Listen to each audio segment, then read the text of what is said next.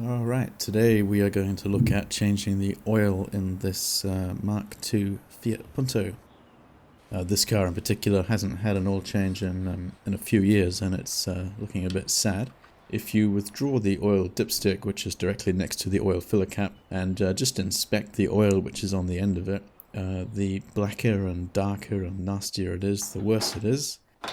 So to do this job, it's reasonably simple, but you will need some tools. You will need a way of lifting the car to get underneath it safely. I'm going to use a hydraulic jack and axle stands. You can use ramps, for example, as well. They're nice and easy to use. But in any case, just something that's nice and reliable.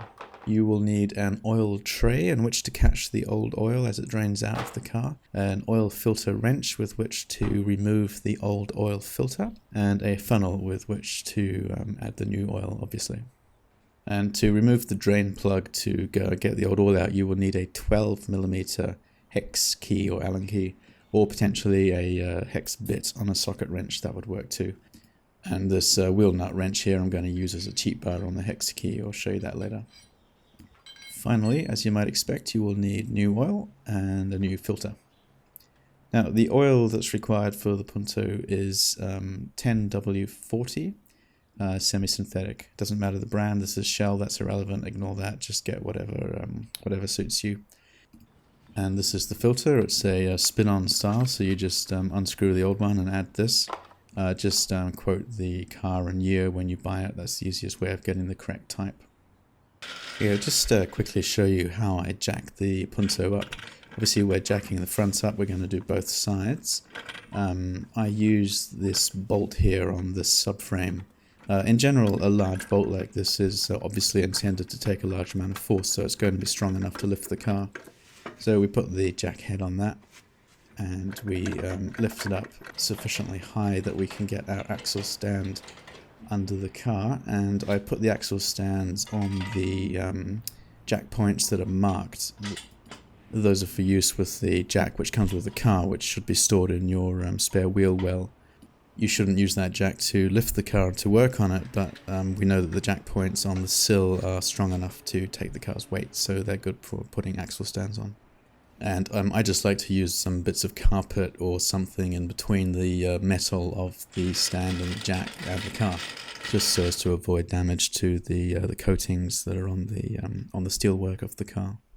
So do both sides and rest the axle stands in identical locations on both sides at equal heights. And by the way, the car must be on a flat and stable surface for doing all this, if that's not obvious. And last but not least, just before we actually get under the car and do any work, give the car a good shove. Make sure that it is rock solid and stable. Remember, you're going to be getting underneath it. Then we can get on with the job. I'm going to pop the bonnet and lift it up at this point. We don't actually need to get at the top of the engine immediately, but we do at some point. And it actually helps to just get a little bit extra light through the engine from above, which will make it a tad easier to see things like the oil filter when we work on that. Now you need to lay down some newspaper if you don't have a particularly large oil drip tray, because you're practically guaranteed to end up spilling at least a little bit of oil, and then you don't want to be cleaning that up off your driveway. Then you can put the oil tray in place underneath the sump of the engine. And I will show you where these things are on the engine in case you don't know. As you go underneath the bumper from the front, you look up and the oil filter, which is that white thing, the cylindrical white thing there, that's at the very front of the engine. And then behind that, this is the sump, and then the hex keyed plug, which is at the bottom rear end of the sump. That's the drain plug that we're going to undo to drain the oil out. So making sure that our oil tray is underneath that plug, which is where the oil is going to come out, we try to use the hex key to open the plug. Now, if it's anything like this car, the plug will be too tight to use a small hex key like the one pictured. So my solution to that problem is to use the wheel nut wrench from the back of the car. Use that as a cheat bar. It happens to fit over the hex key more or less perfectly, and that's going to give us that extra bit of leverage which will turn the plug. So use that to at least loosen it, and once you've got it loose, you'll be able to take the bar off and just turn the hex key by hand.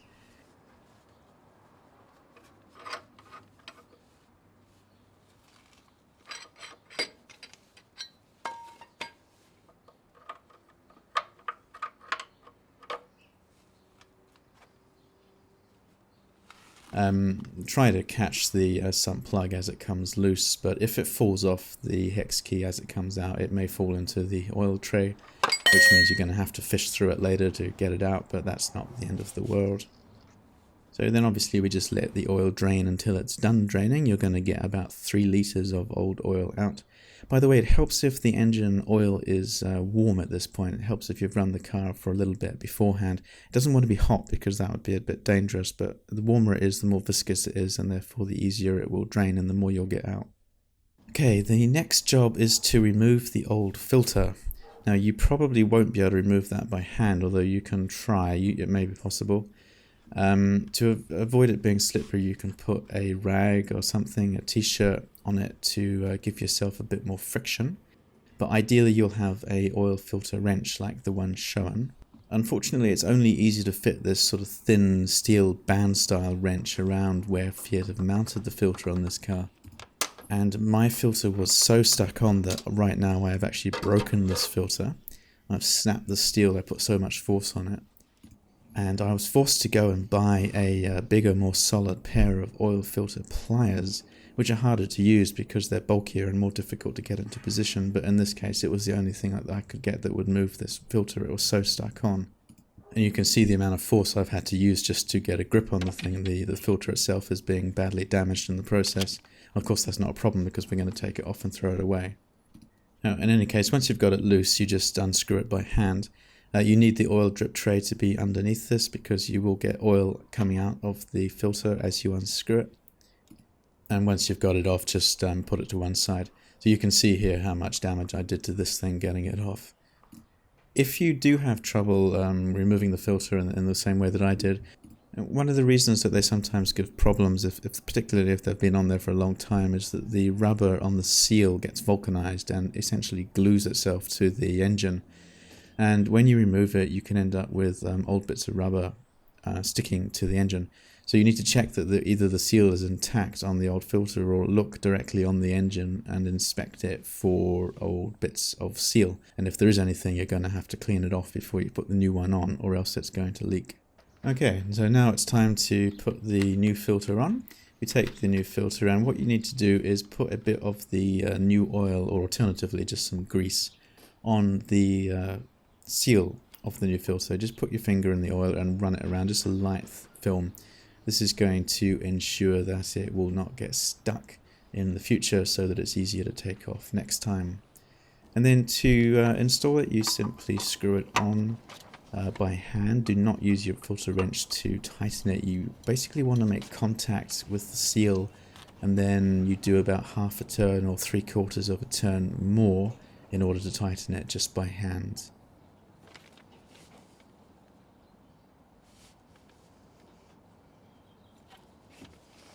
Now we're going to reinstall the oil sump drain plug, and you want to give the threads on that a bit of a clean, by the way, because they're probably a little bit dirty. Just get any dirt or grit cleared off the threads before you put it back in. Then you go ahead and screw the drain plug back into place. As you do it up by hand, just make very sure that you haven't cross-threaded any of the threads. That would give you a very bad day indeed.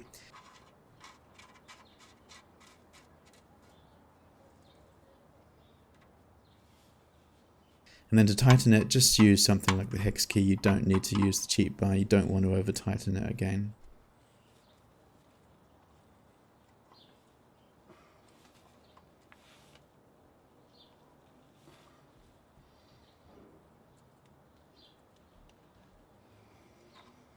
And now we can actually put the new oil in. You need to use the oil filler cap, which is at the left of the engine. It's marked with the yellow oil icon symbol there. Just unscrew that. The cap in my case was a bit dirty and grimy, so I gave that a bit of a clean as well. And you put your funnel in and very carefully start to put the new oil in. Now the oil capacity of the Punto is somewhere between 2.8 and 3.2 litres depending on the particular engine in question. I have a 4 litre container of oil here, so I don't want to put in more than 3/4 of it. The best thing to do is to essentially just fill up to the maximum level on the dipstick. That's going to be your best guide. So that's what we do. We put in the approximate amount that we think, somewhere just under 3 litres, and then let it settle for a minute or so, and then pull the dipstick out and check it.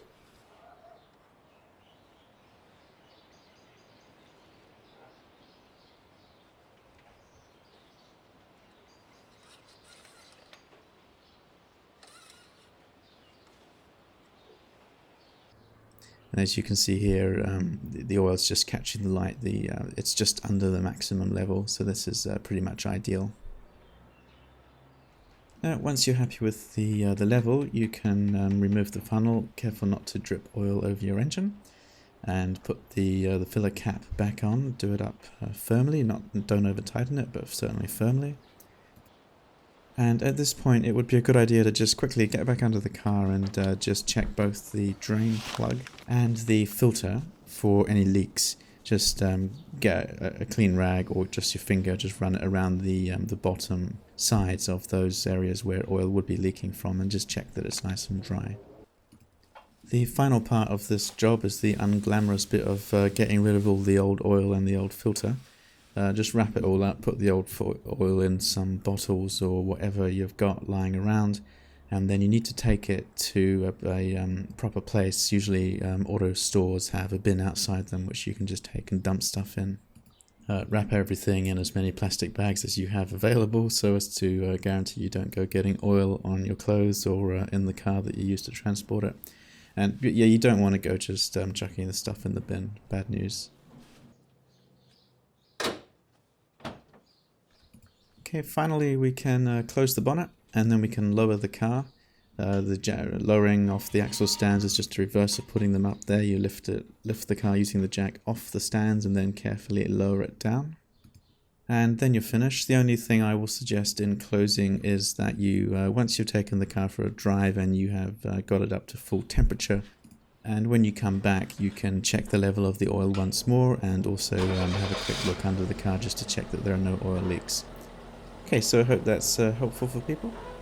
Lots of luck. Leave any questions you have below in the comments.